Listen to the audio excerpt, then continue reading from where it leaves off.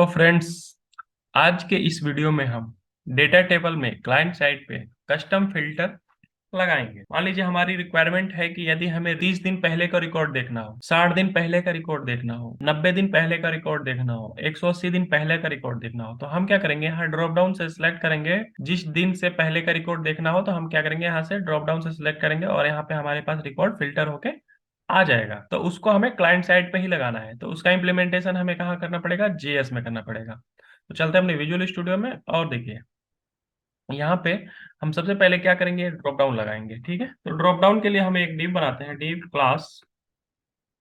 इसको हम right side में कर देते हैं, प्लॉट राइट। और उसके बाद हम, ठीक है, उसके बाद सेलेक्ट, और इसको हम क्लास दे देते हैं फॉर्म कंट्रोल।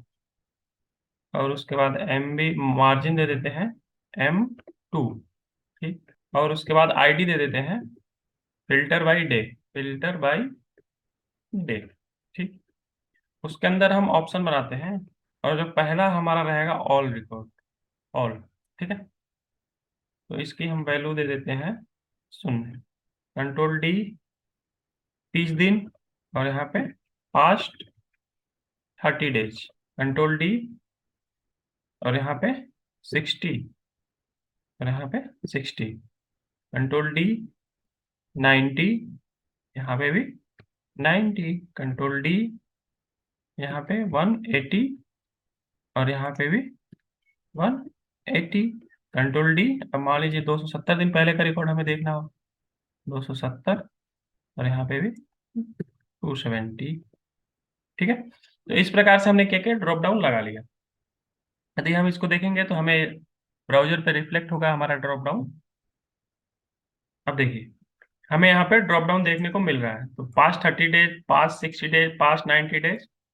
तो सबसे पहले हमें क्या करना पड़ेगा, इस ड्रॉप डाउन की वैल्यू को गेट करना पड़ेगा। ठीक है, अब देखिए अपने जीएस पे चलते हैं, और जीएस पे हमने यहाँ क्या डॉक्यूमेंट डॉट रेडी पे हमने ये लगा रखा है। ठीक है, तो यहीं पे हम क्या लगाएंगे, यहाँ पे डॉलर, और यहाँ पे हैश फिल्टर बाय डे, जो हमने आईडी दी थी अपने ड्रॉप डाउन की, इसको हम कंट्रोल C, और यहाँ पे कंट्रोल V डॉट ऑन, और यहाँ पे चेंज कॉमा देके फंक्शन। ठीक है, अब देखिए यहाँ पे हम क्या करेंगे, टेबल को ड्रॉ कर देंगे। जब ऑन चेंज होगा तो हमारा क्या होगा, टेबल डॉट ड्रॉ, हमारे पास एक फंक्शन होता है डेटा टेबल का। डेटा टेबल को फिर से क्या करेंगे, ड्रॉ कर देंगे उस फिल्टर डेटा के साथ। तो अभी तो हमने केवल ऑन चेंज इवेंट लिखा। ठीक है, अब देखिए अब हमें क्या करना पड़ेगा, डेटा टेबल की प्रॉपर्टी को हमें क्या करना पड़ेगा, एक्सटेंड करना पड़ेगा। ठीक है, तो उसके लिए हम लिखते हैं $FN dot data table extend EXT dot AFN filtering, filtering dot push. ठीक है, जो भी डेटा फिल्टर करो उसको क्या कर दो, पुश कर दो। ठीक, अब देखिए इसके अंदर क्या करेंगे, हम एक फंक्शन बनाएंगे, फंक्शन, और इसके अंदर हम 3 पैरामीटर पास कर देते हैं, सेटिंग, उसके बाद डाटा, उसके बाद इंडेक्स। अब देखिए डेटा टेबल की जितनी भी सेटिंग होगी, सॉर्टिंग, सर्चिंग, जितनी भी, वो क्या होगा, इस सेटिंग नाम के पैरामीटर में आ जाएगा। जो भी डेटा होगा इस डेटा में आ जाएगा, और इंडेक्सिंग इंडेक्स पे आएगी। ठीक है, अब देखिए यहाँ पे हमें क्या करना पड़ेगा, सबसे पहले हम जब जैसे ही हम फिल्टर बाय डे से ड्रॉप डाउन को सिलेक्ट करेंगे, मतलब उसकी वैल्यू को हमें गेट करना पड़ेगा। तो उसकी ड्रॉप डाउन से सिलेक्टेड वैल्यू को कैसे गेट करते हैं देखते हैं। देखिए एक वेरिएबल बनाते हैं, var selected blue equal to dollar select, hash ID दे देंगे filter by day, control C filter by day, उसके बाद ऑप्शन कॉलन सेलेक्टेड। यदि मान लीजिए हमें उसकी वैल्यू गेट करनी है तो हम वैल्यू लिखेंगे, यदि टेक्स्ट गेट करनी होगी है तो हम क्या करते हैं, यहाँ पे वैल्यू की जगह टेक्स्ट लिखते हैं। ठीक है, अब देखिए उसके बाद हमें क्या करना पड़ेगा, हमने उसकी वैल्यू गेट कर ली। ठीक, अब देखिए वैल्यू तो गेट कर ली, लेकिन अब हमें क्या करना पड़ेगा, अब जैसे कि हमने यहां से सिलेक्ट किया पास्ट 30 डेज। ठीक है, पास्ट 30 डेज, तो हमें क्या करना पड़ेगा, उस 30 डेज का स्टार्टिंग डेट हमें निकालनी पड़ेगी। ठीक है, तो उसको हम कैसे निकालेंगे देखिए, तो हम एक वेरिएबल लेते हैं var past day, days equal to, यहाँ पे var today equal to new date. हमारे पास एक डेट फंक्शन होता है जो कि हमें क्या करता है, डेट टाइम रिटर्न करता है। ठीक है, जावास्क्रिप्ट का ये डेट फंक्शन है जो कि डेट टाइम रिटर्न करता है, और इसमें हम डेट सेट करा सकते हैं, टाइम सेट करा सकते हैं, ईयर सेट करा सकते हैं अपने रिक्वायरमेंट के अनुसार। ठीक है, तो अब देखिए इस पे हम क्या करेंगे, इक्वल टू, अब देखिए हम पास्ट डेट कैसे निकालेंगे, तो उसके लिए हम क्या करेंगे, न्यू डेट। ठीक है, इसके अंदर न्यू डेट। ठीक, अब देखिए डॉट क्या करेंगे, सेट करेंगे डेट को, सेट डेट, हमारे पास एक मेथड है सेट डेट। ठीक, और इसके अंदर टुडे डॉट गेट डेट। ठीक है, गेट डेट माइनस क्या करेंगे, सेलेक्टेड वैल्यू, कंट्रोल सी और यहाँ पे कंट्रोल वी। ठीक है, ये क्या काम करेगा, यदि यहाँ पे हम सिलेक्टेड डेट यानी जो भी हम देते हैं, जैसे कि हमें 30 दिन पहले का डेट सेट करना हो, 40 दिन पहले का डेट सेट करना हो, 10 दिन पहले का डेट सेट करना हो, तो उसकी वैल्यू हम यहाँ पे पास कर देंगे। ठीक है, उसकी वैल्यू को हमने यहाँ पे सिलेक्ट किया ड्रॉप डाउन से और उसको हमने यहाँ पे पास कर दिया, तो ये 30 दिन पहले का डेट हमें दिखा देगा। हमने यहाँ माइनस किया है, तो ये क्या करेगा, 30 दिन, 60 दिन, 90 दिन, 180 दिन पहले का डेट हमें दिखाएगा। अब देखिए, अब उस पहले वाले डेट को हम क्या करेंगे, स्टार्ट डेट मान लेते हैं, var start date equal to past past day dot, इसको हम दो तरीके से निकाल सकते हैं, देखिए कैसे, और इसको अभी फिलहाल के लिए कमेंट कर दें। ठीक है, अब इसको हम निकालना पहले सीखते हैं, ब्राउजर कंट्रोल शिफ्ट आर करते हैं। अब देखिए यहाँ पे हम क्या करते हैं, डिबगर लगाते हैं, और देखिए जैसे ही हम इसे ड्रॉप डाउन की वैल्यू को चेंज करेंगे, आया सेटिंग में जितनी भी डेटा टेबल की प्रॉपर्टी है हमारे पास आ गई, डेटा में हमारे पास डेटा आ गया, और इंडेक्स में इंडेक्स नंबर आ गया। ठीक है, अब देखिए जैसे हमने ड्रॉप डाउन से सिलेक्ट किया था तो हमारे पास 30 आ गया। ठीक है, 30, तो अभी ये हमारे पास स्ट्रिंग में आ रहा है। ठीक है, इसको भी हम कन्वर्ट कर सकते हैं इंटीजर में। ठीक है, उसको भी देखेंगे कैसे, तो अब देखिए टुडे, टुडे में हमारे पास क्या है, आज की डेट आ गई। ठीक, अब उसको हमने सेट किया पास्ट डेट से, तो 29 अप्रैल, यानी आज है 29 मई, और हमें डेट दिख रहा है 29 अप्रैल 2023। ठीक है, अब देखिए उसको हम, हमारे पास जो डेटा टेबल में डेट आ रही थी वो YYMMDD में आ रही थी, तो ठीक है, तो ये हमारे पास आ रहा है MMDDYY। ठीक है, तो इसको हम क्या करेंगे, past day dot to ISO string. ठीक है, तो अब देखिए हमें इस प्रकार से डेट मिलेगी, तो उसको हम क्या करेंगे, डॉट स्प्लिट, स्प्लिट स्प्लिट कहाँ से कर देंगे, टी से, टी अभी हमें दिख रहा था, टी, और जैसे स्प्लिट करेंगे तो इंडेक्सिंग हो जाएगी। देखिए इंडेक्सिंग हो जाएगी 0 1 2 0 1। ठीक है, तो हमें क्या चाहिए, जीरो चाहिए, जीरो इंडेक्स का डेट चाहिए, तो हम यहाँ पर जीरो कर देते हैं। ठीक है, एक तो तरीका हमारे पास ये हो गया, कंट्रोल एस सी, और यदि हम यहाँ पे एंटर करेंगे तो हमें डेट देखने को मिलेगी। ठीक है, एक तो तरीका ये हो गया। ठीक है, अब इसी को हम एक और तरीके से कर सकते हैं, देखिए यहाँ पे पहले हम इसको रख लेते हैं कंट्रोल V, और इसको हम कर देते हैं अनकमेंट।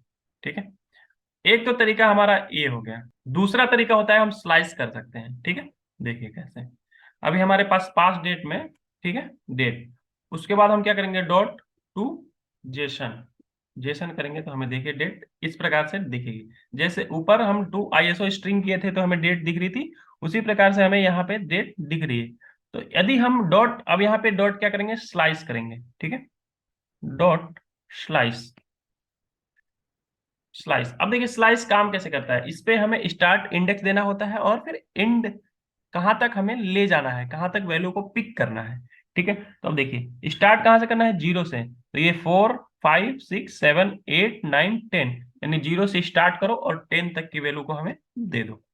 ठीक है, अब देखिए हमें यहाँ पे मिल गया, तो हम दोनों तरीके से यूज कर सकते हैं जो हमें इजी लगे। ठीक है, तो हमने क्या किया, यहाँ पे ये वैल्यू हमने ले ली स्टार्ट डेट। अब देखिए, अब ये तो हमने स्टार्ट डेट ले लिया, लेकिन अब हमें क्या करना पड़ेगा, अब हमें टेबल से कॉलम की वैल्यू को लेना पड़ेगा। ठीक है, टेबल से कॉलम की वैल्यू को लेना पड़ेगा, 0 1 2 3 4, 4 नंबर के कॉलम में हमारे पास डेटा आ रहा है। ठीक है, तो अब देखिए var table column value, equal to, अब देखिए इसको हम डेट टाइप का बना देंगे, न्यू डेट। और हमारे पास डेट किस कॉलम में आ रहा है, वो डेट किस कॉलम में आ रहा है, डेटा के चौथे नंबर कॉलम में आ रहा है, 0 1 2 3 4। इस डेटा में जो भी हमारा डेटा रहेगा कहाँ आएगा, डेटा नाम के वेरिएबल में, ठीक, डेटा के 5वें नंबर कॉलम में आ रहा है, डेटा ऑफ 5। ठीक है, इंडेक्सिंग हमने कर दी। ठीक, अब देखिए अब हम यहाँ पे क्या करेंगे, कंडीशन लगाएंगे। ठीक है, if start date not equal to null, यदि हमारी स्टार्ट डेट नल नहीं है तो हम क्या करेंगे, देखिए if table column value is less than equal to, यदि हमें क्या करना है, लेस देन दिखाना है, जो भी हमारा स्टार्ट डेट हो उससे हमें क्या करना पड़ेगा, लेस देन की वैल्यू को हमें दिखाना है, यानी past 30 days, past 60 days, past 90 days की वैल्यू को हमें दिखाना है। तो हम क्या करेंगे यहाँ पे, न्यू डेट, ठीक, और यहाँ पे हम क्या डाल देंगे, स्टार्ट डेट, स्टार्ट डेट। ठीक है, उसके बाद हम क्या करेंगे, return true, otherwise return false. ठीक, अब देखिए स्टार्ट डेट हमारा कौन सा होगा, जैसे कि पास्ट 30 डेज हमने क्या ले लिया, स्टार्ट डेट। ठीक है, अब हम करते हैं अपने प्रोजेक्ट को रन। ठीक है, अब देखिए एक बार F12 कर लेते हैं और हम करते हैं कंट्रोल शिफ्ट आर।